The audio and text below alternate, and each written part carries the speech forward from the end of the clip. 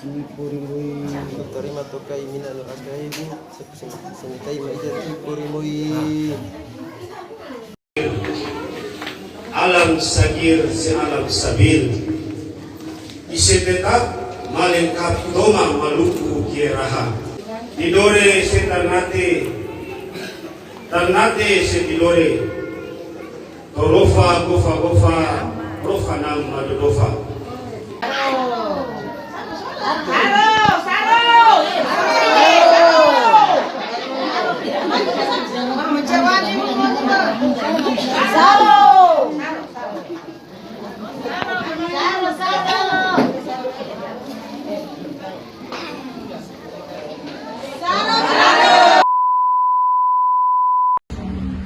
Sekarang saya sudah berada di kediaman Bapak Masud Subarjo atau masyarakat sekitar biasa menyapanya dengan Uduk.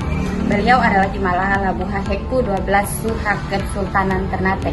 Jadi saya akan menggali lebih dalam bagaimana sih adat pernikahan orang Ternate. Beliau akan menjelaskannya lebih lengkap lagi.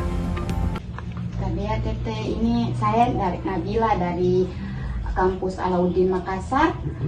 Saya di sini tuh mau tanya-tanya sedikit tentang orang Ternate pe adat dong pernikahan tuh dari dong maso minta sampai dong ijab kabul tuh dari dia pe tahap-tahap dan dia pe makna tersendiri tuh apa sih, bagaimana dari dong maso minta yang orang biasa tuh orang-orang tuh dia pe laki-laki datang, tapi kan biasa orang Ternate tuh dong datang tuh cuma dong pe keluarga saja, dong pe laki-laki tara boleh ikut loh. Itu sebenarnya tuh bikin apa kok begitu?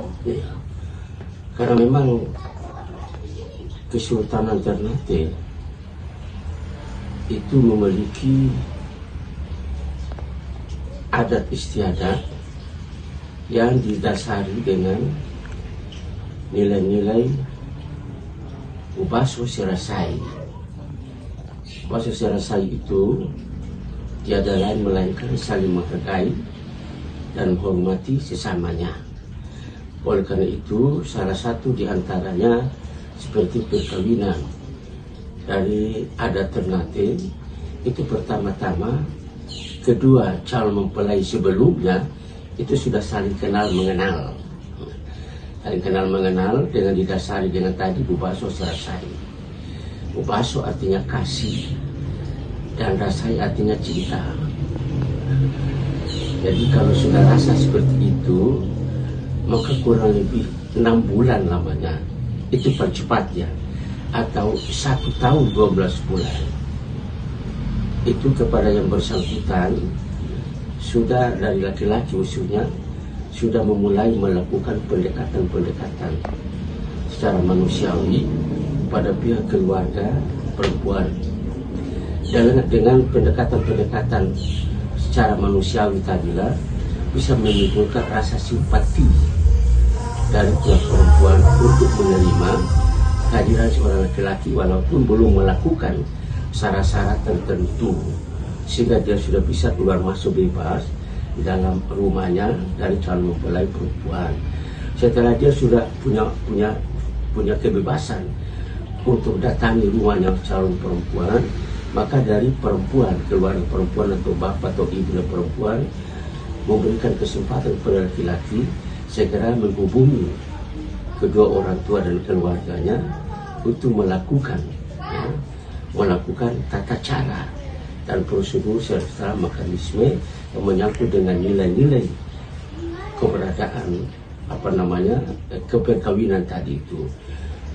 Sehingga dari pihak perempuan dan keluarga mendengar seruan daripada laki-laki yang disampaikan oleh pihak keluarga perempuan, mereka mulai berkumpul keluarga.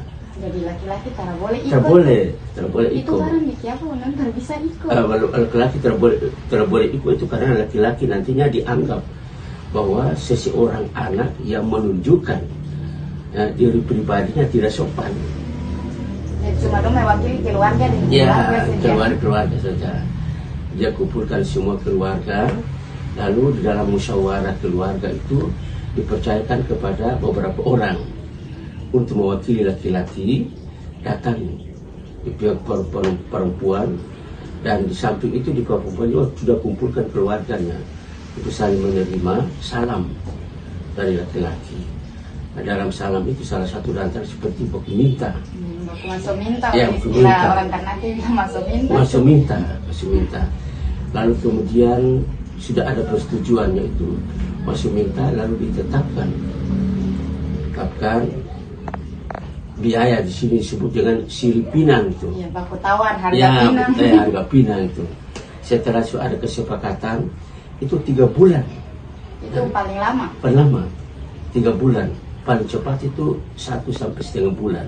1 bulan setengah itu. Oh, itu dong harus kawin begitu kan? Belum. Itu siripinang tadi itu dianggap paling lama 3 bulan. Nah, atau 1 bulan setengah.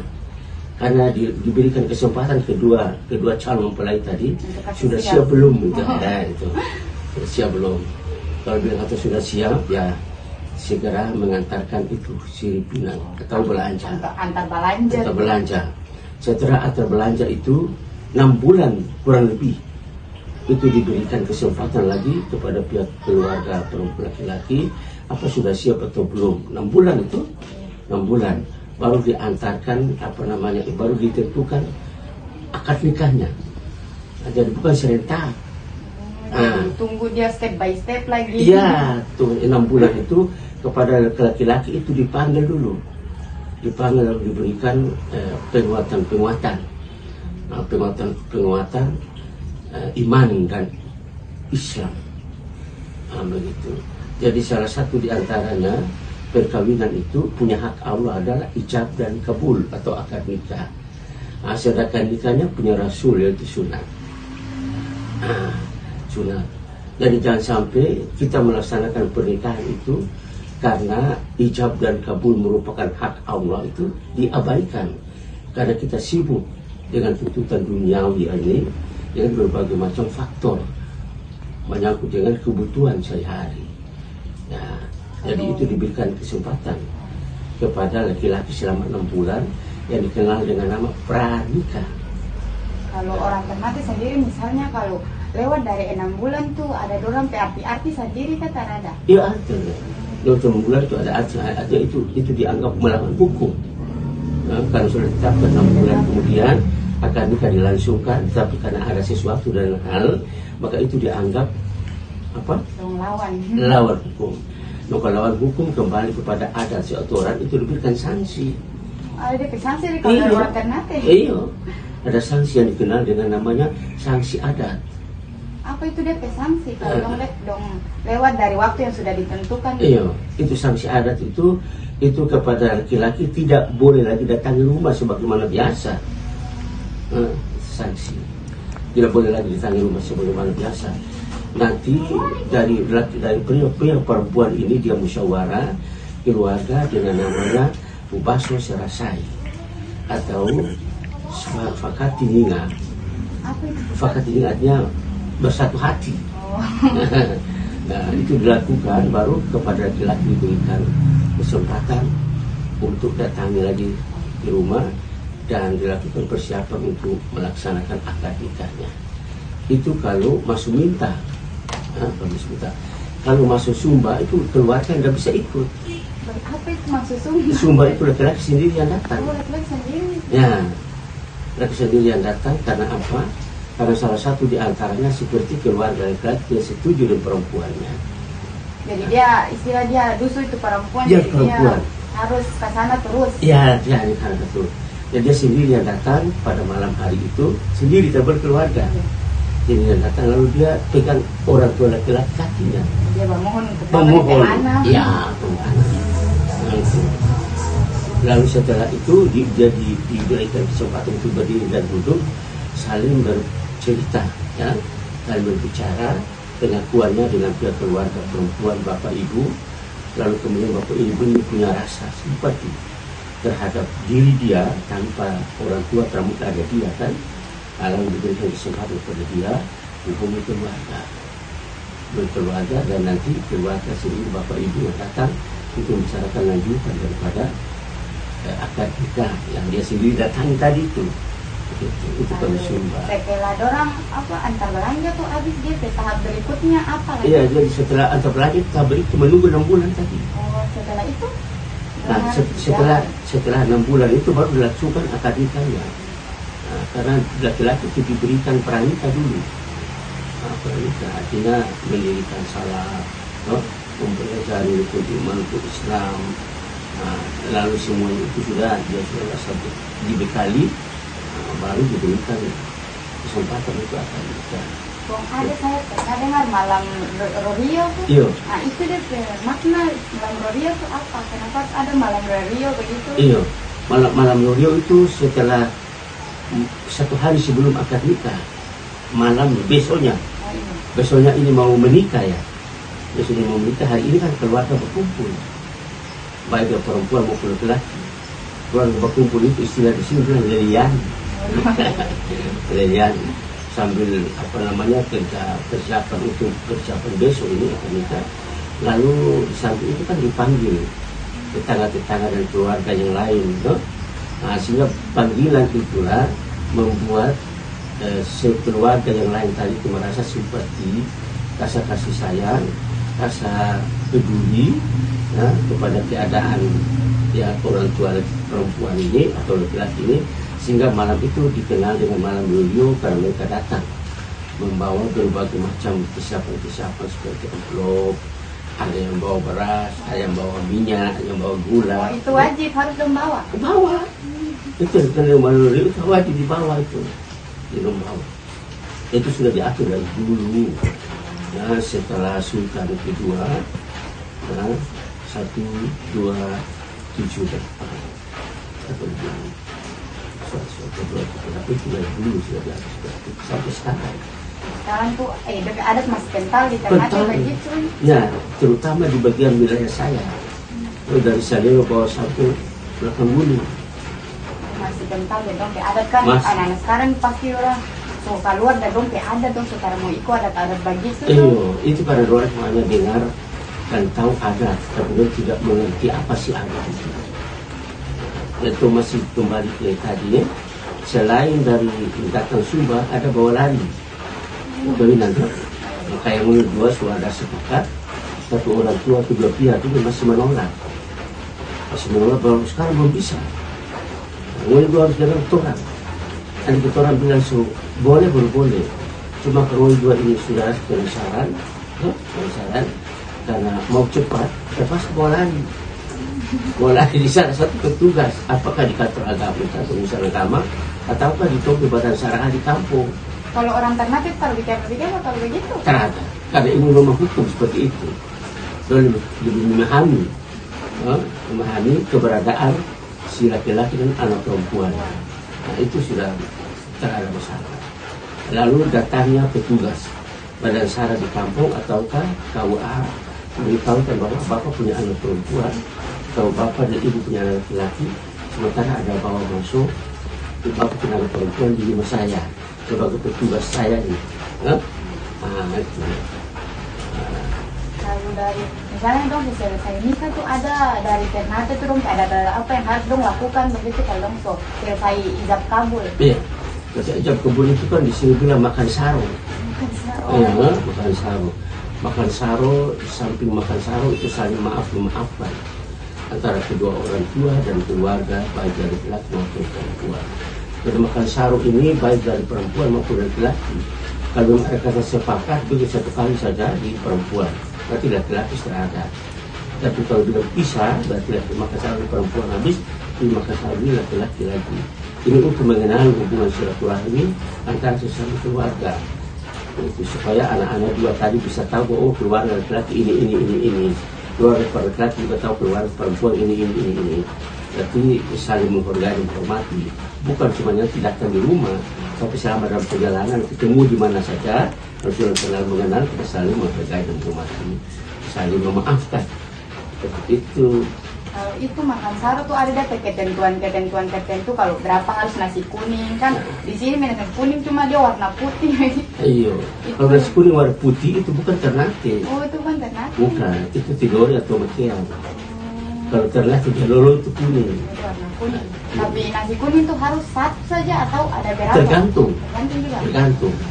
Tergantung dari berapa. Ya, di sini bilang berapa ya Siboa. Apa itu ya? Ya Siboa itu ibu-ibu dari petugas Badan Sara. atau ibu-ibu dari kantor dari kelurahan, atau ibu-ibu RT RW, ibu-ibu lurah, atau ibu-ibu dari kantor KUA, itu disebut dengan yaya semua. Tergantung dengan mereka, kalau hanya 6 orang saja mereka dipanggil atau dikorok, berarti ada 2. Ada 2 saja. Paling kurang 2. Paling lebih itu 4. Yang ditolor. Yang dibetulur. Betulur itu paling itu bisa kaya itu. Ada apa namanya itu apa kaca hijau itu bumbu kaca macam itu secara akan nikah. Dengan maksud mendekatkan hubungan silaturahmi antara laki-laki dan perempuan itu. Jadi tadi kita kembali ke adat. Adat itu banyak kita dengar ada aturan, tapi kita tidak tahu menempatkan di mana sih posisi adat dan aturannya. Begitu. Nah, kalau kita tidak tahu menempatkan adat aturannya pada tempat tertentu, maka seperti tadi kita cuma hanya sekedar berbicara adat, tapi kita tidak tahu apa sih adat itu. Tidak mengerti apa adat sebenarnya. Ya, padahal berbicara tentang adat itu bicara diri. Adat itu adalah dirinya. Ya, dirinya. Aturan itu perilaku. Hari ini kita orang berbicara tentang adat pada dirinya dengan menutup semua aurat sesuai hukum adat yang berlaku. Tapi perilaku kita sesuai enggak? Perilaku kita sesuai enggak? Dengan nilai adat ya kita tutupi auratnya pada dirinya. Sesuai enggak? Kalau begitu. Lalu kemudian yang kedua, adat itu bersumber pada agama. Adat itu bersumber pada agama. Apa sih agama dalam diri kita manusia? Kalau ada si dirinya, aturannya perilaku. Kalau agama pada dirinya apa sih? Akal. Itu. Jadi agama itu akal sesungguhnya dalam diri ini. Kalau melihat segala sesuatu, atau mendengar segala sesuatu, atau berbuat segala sesuatu yang tidak sesuai dengan akalnya, jangan terima, jangan lakukan, karena itu agama juga mengharamkan. Dia tidak mengerti apa sih agama sebenarnya itu. Itulah. Asal kita mempermainkan agama, itu boleh. Itu. Jadi agama itu adalah akal. Akal terima untuk agama terima. Kalau akal tidak terima, agama pun demikian tidak terima. Salah satu di antaranya, bila mana kita tidak mengakui adat dan agama pada dirinya, tapi kita melakukan segala sesuatu di luar daripada keyakinan kepercayaan, ya. Luar daripada kepercayaan, jadi kita tidak percaya diri. Kita mungkir akan dirinya bahwa diri saya tidak ada adat dan aturan, bahkan agama pun tidak ada dalam diri saya. Kan begitu? Berarti itu sanksinya 2. Sanksi Allah itu 2, bukan sanksi adat. Sanksi Allah itu 2. Ya, sanksi Allah itu 2. Satu, azab dunia. Apa itu azab dunia? Kita tidak bisa berbuat apa-apa. Semua kaki dan tangan itu sudah kram. Yang disebut dengan kata apa? Stroke. Ya? Itu azab sih. Tidak bisa berbuat lagi. Bahkan dulu begini juga, anak-anak atau keluar kasih dulu ya. Berdiri juga begitu antar kamar atau ke dapur. Makan juga sering-sering ada yang suap. Itu azab dunia. Kalau siksa akhirat, atau siksa akhirat, atau siksa kubur, itu setelah jenazahnya dimakamkan dan dibaringkan ke arah kiblat di dalam liang-liang. Setelah dibaca talqin dan seluruh keluarga dan pengikut jenazah tadi kembali ke rumah masing-masing, langsung dibakar jenazah. Ya, jadi sebenarnya ada tuh kasih ajar tuh orang yang baik-baik mengenal saja akan tuh. sesuatu yang Cuma banyak orang tuh dong Iya. bilang ada tuh begini, Iya, masa begini. ada tuh apa nenek moyang tuh dong salah gitu. Iya, Maksudnya iya. bilang begitu. Padahal sebenarnya adat itu kasih ajar tuh untuk baik, Baik. untuk mengenal tuh agama. betul. Lalu kemudian agama metoto kita pula. Apa sih kita pula dalam diri kita manusia? Tiada lain melainkan hati. Hati itulah kita pula yang dikenal dengan akhlakul karimah atau akhlak yang mulia. rahasia di dalam akhlakul karimah atau akhlak yang mulia dalam diri kita. Hati itu adalah Rasul Allah Muhammad SAW. Dan Muhammad itu berada dalam diri kita, itu hati, yaitu hati. Hati itulah sesuatu syarat yang paling sempurna, dan bahkan kita akan mendapatkan surga di yaumil akhirat. Kemudian yang terakhir, kitabullah untuk Allah Ta'ala. Allah Ta'ala dalam diri manusia kita itu apa sih sifatnya? Tiada lain sifatnya melainkan jantung. Itulah Allah. Yang merasakan jantung ini Allah hanyalah nafas yang turun dalam dirinya. Ya, Allah. Jadi Allah dan Rasul itu berada dalam diri kita, bukan berada di tempat lain. Segala sesuatu yang terakhir orang yang lihat, ada orang lihat. Tapi di situ Allah bersuara. Tapi kita tidak mendengar. Yang mendengar adalah napasnya. Allah bilang, wahai sekalian manusia, aku lebih awal lebih akhir darimu, dan aku berada dalam dirimu. Aku lebih dahir dan lebih batin daripadamu, dan aku berada dalam dirimu. Bahwa bikulli syai'in alim. Aku melihat, mendengar, mengetahui apa yang engkau lakukan. Saya akan mengkhianati dirimu. Dan jangan mempersyaratkan aku tidak merubah nasib kamu. Aku tidak merubah nasib kamu. Inna Allah la yughayyiru ma biqaum. Aku tidak merubah nasib kamu. Hatta la yughayyiru ma bi anfusihim. Engkau sendiri yang merubahnya. Kenapa engkau mempersalahkan saya? Oleh karena itu iman dan takwa dalam diri itu perlu dijaga. Nah, yang berikut ini masih menyangkut adat, itu kan matoto agama tadi. Nah, agama. Dalam diri kita manusia ini ada beberapa rukun. Salah satu antaranya rukun iman dan rukun Islam. Rukun Islam itu apa? Pertama, pengucap, bersahadat. Yang kedua, salat. Yang ketiga, puasa. Yang keempat, zakat. Yang kelima, haji. Salah satu di antaranya dari keempat rukun Islam itu, karena kita terlalu kesibukan dengan duniawianya ini, karena memenuhi kebutuhan ekonomi, salat jarang dan kita kurang lakukan. Betul? Nah, salat jarang, bahkan tidak sama sekali. Nanti sudah. Ya, nanti ada ayat. Berarti kita hanya memiliki 4 rukun Islam, salat tak ada. Coba bayangkan. Itu pun kalau orang pergi haji lagi. Kalau ntar pergi haji berarti cuma 3 saja. Cuma 3 saja. Tapi kalau haji itu punya Allah. Allah lebih tahu bagi yang mampu. Yang tidak mampu tidak bisa.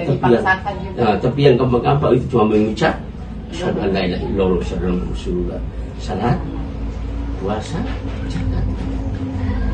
Salah satu dari saya tidak dilaksanakan karena memenuhi kebutuhan hidup tadi, sehingga kita tidak punya waktu untuk sujud kepada Allah. Berarti hanya 4 perkara untuk Islam dalam hidup. Bagaimana manusia bisa sempurna di yaumil akhirat kalau salah satu dari tidak dilakukan? Jadi adat itu bersendikan kepada agama. Cara jauh si mafangari itu karena mengucap tadi asyhadu an la ilaha illallah, aku bersaksi tiada Tuhan melainkan Allah. Asyhadu anna Muhammadar Rasulullah, Muhammad adalah Rasul Allah.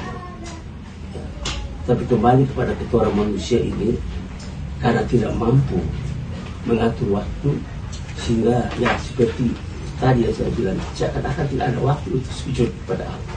Kalau semuanya itu kembali kepada kita, apapun kesibukan. Dengan salat itulah Allah membuka pintu selebar-lebarnya dan menerima apa yang dikehendakinya. Sehingga orang lain bisa jadi orang yang sempurna dan bahkan menjadi generasi yang mengabdi pada negara, bangsa dan agama. Yang lain tidak bisa. Kenapa seperti itu? Artinya kurang percaya diri. Kurang percaya diri. Seolah ke depan, kalau memang sesungguhnya percaya diri, akan menjadi seorang anak perempuan yang betul-betul dipercayakan sebagai abdi negara dan abdi bangsa serta negara agama. Nah, asal percaya diri. Nah, kalau percaya diri itulah yang dipenuhi Allah bila menghendaki segala sesuatu. Itu. Lalu kedua, jangan lupa akhirat. Surga tidak ada dan surga tidak ada lagi yang belum kiamat. sudah tidak ada lagi berada di dalam mahsyar, sudah berada dalam dirimu karena Muhammad Sallallahu Alaihi Wasallam. Itu. Ini kita kembali kepada sejarah awal setelah Allah ciptakan Nabi Adam alaihissalam dari segumpal tanah, lalu kemudian selama 360 hari 1 tahun 12 bulan Allah bangkitkan Muhammad, Allah bangkitkan Adam dengan menggunakan kalimat Allah, la ilaha illallah, Allahu had, masukkan roh dalam dirinya Adam.